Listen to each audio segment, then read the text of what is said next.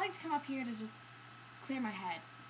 I think about people, hundreds of people, below, listening to my words, and it makes me calm. I think, what would these people do without me? Hello, friends, and welcome to me, a social documentary on self-obsession. My name is Rupert Sheldrake, PhD, Personality Psychology. Tonight, we are going to be taking a journey into the minds of the most malign, depraved, and some might say mad people in the world, whose sole power and joy derives from their own self-centeredness. I bring you the narcissists.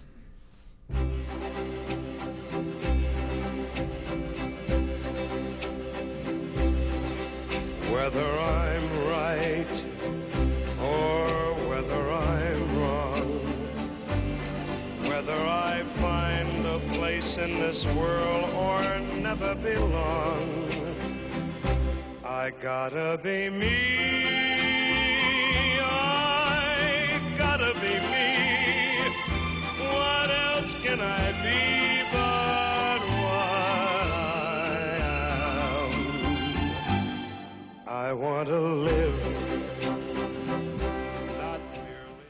Narcissism is a condition that complicates the lives of those who embody it, as well as everyone else around them. Is it a mental illness, socio-cultural phenomena, or just a personality trait? Causes are unknown. My geographic research on narcissistic distribution in Maine led us to Colby College, where we found the greatest density of narcissistic cases. I discovered the biggest narcissists on campus and decided to interview them. It didn't take much prodding to get them talking about themselves. How do you interpret the story of Narcissus? Interpret? What do you mean by that? Interpret the self-subject, the object? Is that it? No. And what of Narcissus? He was a hedonist. But, like my good friend Aristotle would agree, a little hedonism can go a long way. And what of your personal philosophy?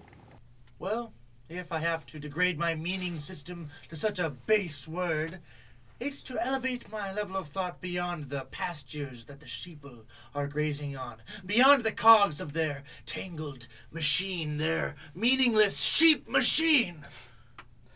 So, are you grazing with the sheep? Are you the shepherd? Or are you the wolf?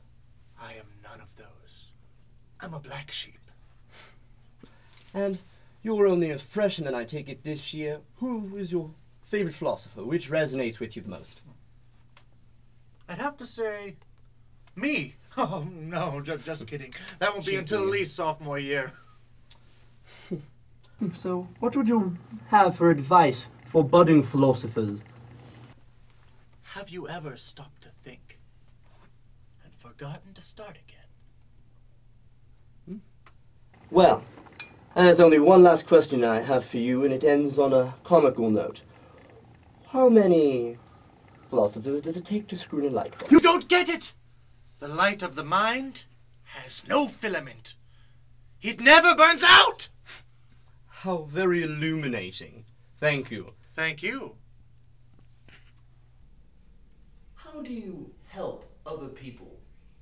Well, to quote the great Kristen Chenoweth, when someone needs a makeover, I simply have to take over. So I take people who hate themselves and then make them over in my own image, much in the way that God made man. And so by the time I'm finished with them, they don't hate themselves. They love themselves. Do you think of yourself as special? Yes. But I mean, not special so much as essential.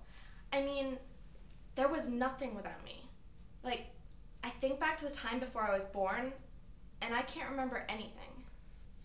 Would you call yourself privileged? Yes. I'm privileged to wake up every morning and see my face staring back at me.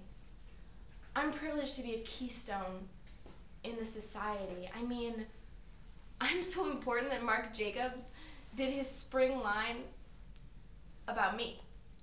You can't tell. It's very subtle, but it's definitely there. Would you say you're a popular person? Popular doesn't really even begin to scratch the surface. I mean, the way that people love me, need me, the way that I inspire people, that doesn't amount to popularity. I mean, popularity has so many different connotations. You can earn popularity, or you could take it away, but you can't earn what I have. You can't take away this charisma. What do other people say about you? Well, I'm not a very good listener, but I imagine it's something like, I adore you, I need you, you're the anchor I crazy around.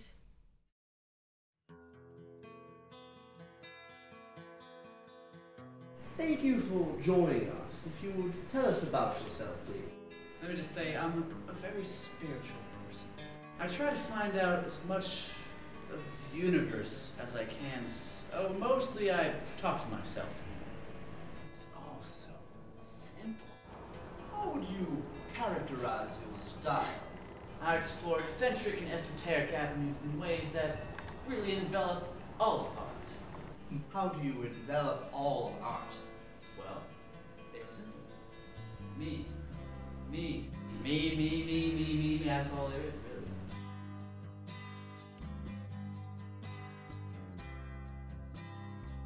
But, you know, it's not just visual art. I do performative elements, too, in public spaces. I try to share myself with The public? yeah. I like to follow people around and serenade them with my presence. No one knows what it's like to be the sad man, to be the bad man behind blue eyes. But doesn't that make you a bit of an indulgent asshole? I don't understand the question. Can you stop? I heard you singing before, and just please don't do that again, because I'm really good at singing, and it's really hard for me to listen to that. I mean, I wasn't bleeding out of my ears or anything, it was just mediocre, which is almost worse. And how is your work received? What do the critics think? I try not to pay attention to such insignificant ideas. Yeah. No one understands my art. No one understands my art. And I like it that way.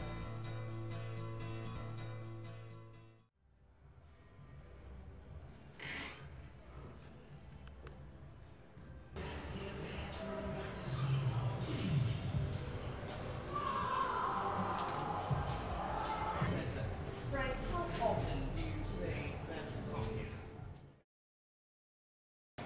Here we are at the Colby College Athletic Facility. Frank, how often do you come here? Well, I mean, by the look of my body, I come here every day. What would you say your favorite exercise is?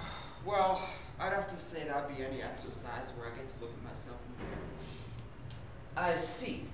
You told me you've named your body parts after proper nouns. Yes, I have. This one's name is Lewis, with that baby, and this one name is Clark. They are pretty good at exploring new frontiers. Very well. I noticed a distinctive aroma emanating from your body. Yes, that would indeed be my man musk. I prefer not to wear deodorant because, well, you could say my smell makes me excited. I'm too sexy for my love, too sexy for my love, love's going to leave me. We decided to defy the Dublin order, got all of the narcissists together anyway.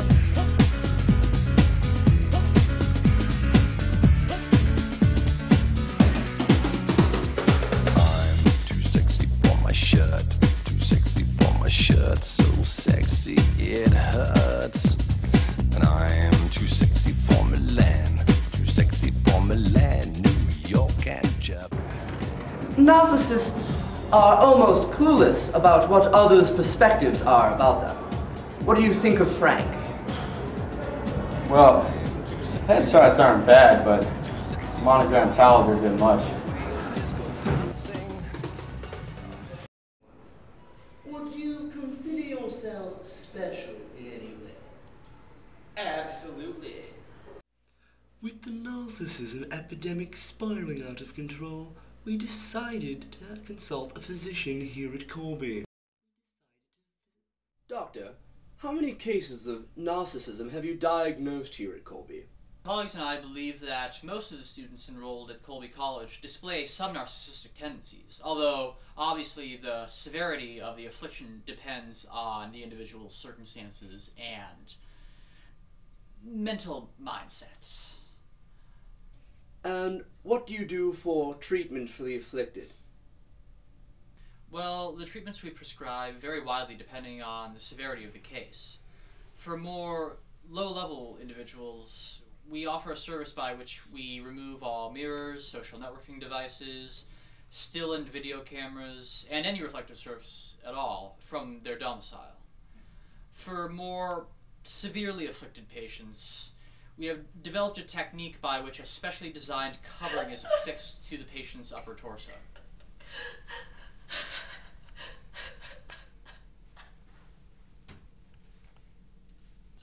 And what happens when you get these narcissists together? Well, when we began to study this problem, we tried helping them by bringing them together in support groups. But these were never fruitful, as they always devolved into bickering over which patient was the best looking, the smartest, the most handsome, the strongest, you know. We decided to defy the doctor's orders and got all of the narcissists together anyway. Hey, baby. You want to take a ride on the Frank train? I'm gonna need someone a little less into himself and a little more into me. Well, I guess I am pretty amazing. Amazement is only in the eye of the beholder. All this, you're just fogging things up. Get it clear, man. Yes, maybe we should embrace the theory of positivism here. Put a sock in it, Socrates. I'd rather talk about Bowflex. Why do you keep doing that? Disgusting. Greetings, narcissists. I've seen you haven't strangled each other yet. That's good, because you're going to need basic respiratory capacities to watch this documentary video that I produced and delivered for your morality watching purposes.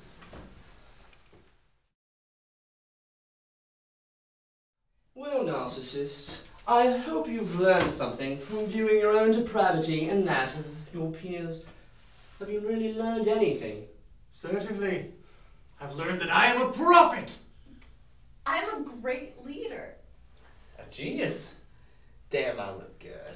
Well, narcissist, you certainly have proved yourself to be the greatest narcissist of this entire campus. Save one, of course, myself. You see, you have been hoisted by my own proverbial petard. Be it your narcissism that floats from art to aesthetics to philosophical matters. You see, it's all quite inconsequential when you think of it all as basking in the shadow of my own gigantic ego. You see, you were just the appetizer, tiny shrimp morsels to whet the viewer's appetite. The main course, of course, is me. I'm the alpha, omega, the creme de la creme, filet mignon. It is all and ever has and was about me. Me, me, me, me, me, me, me. Okay. It really was all about me.